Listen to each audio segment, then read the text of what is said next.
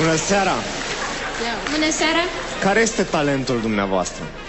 Suntem păstrătoare al folclorului adevărat și a doinei vechi românești care este pe cale de dispariție. Asta-i hare bătrânească,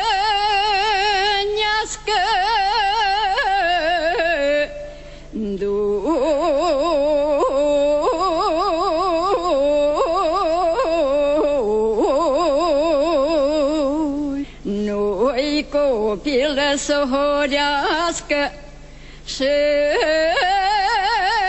îngruma să o învârtească.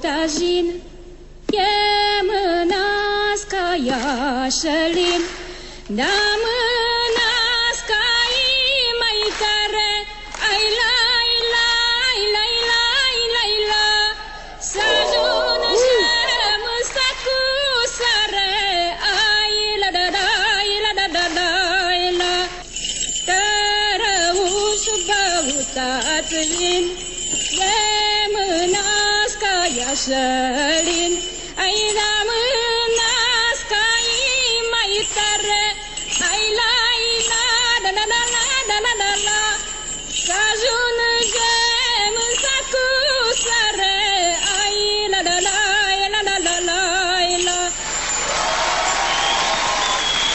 Mulțumim! Dragile noastre, ne bucurăm foarte mult că ne-ați arătat acest obicei de nuntă, cred că este unul dintre cele mai frumoase. Mă bucur foarte mult că ați venit să ne arătați această mică parte din folclorul nostru. Și noi suntem îndrăgostite de vocea dumneavoastră atunci când cântați muzică populară. Mulțumesc din suflet, mulțumesc! Eu zic că în epoca asta în care totul înseamnă megabiți, Wi-Fi, electro, avem nevoie de un moment din ăsta. Vocea voastră sună cu adevărat special, adică nu mi-a fost dat să aud până acum asemenea interpretare. Ceea ce arată că, uite, mi-e străină latura asta și e păcat și vreau să vă mulțumesc că mi-ați făcut-o cunoscută. Eu vă spun da din toată inima. Vă mulțumesc! Răspunsul meu este da, cu admirație. Andy. Susțin total demersul celor două doamne. Da. Felicitări, mergeți în etapa următoare. Doamne ajută!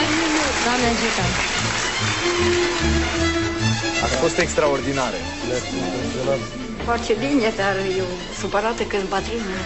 Și aș vrea să fiu mai tânără, să pot și înainta. Dar așa nu știu cât voi putea merge mai departe.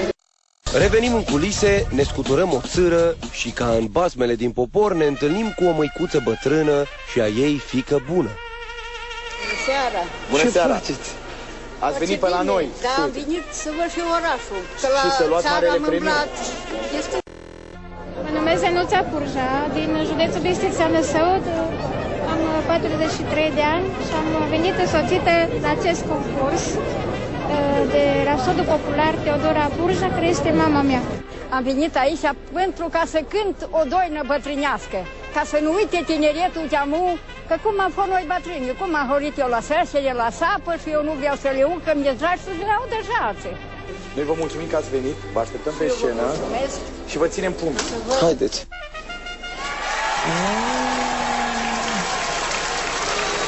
Bună seara! Bună seara! Care este talentul dumneavoastră? Suntem păstrătoare al folclorului adevărat și a doinei vechi românești care este pe cale de dispariție. No, asta e foarte bine. Avem nevoie de așa ceva. E foarte bine că se păstrează, sper că nu e foarte bine că e doina pe cale de dispariție. Da, că se păstrează. E foarte, foarte bine ceea ce faceți. Și am să vă rog, înainte să trecem mai departe, să ne spuneți puțin ce este cu costumele? Deci eu mă îmbrac în costum dacic, așa cum este și mama mea îmbrăcat acum. Ce vechime are costumul? Peste 100 de ani.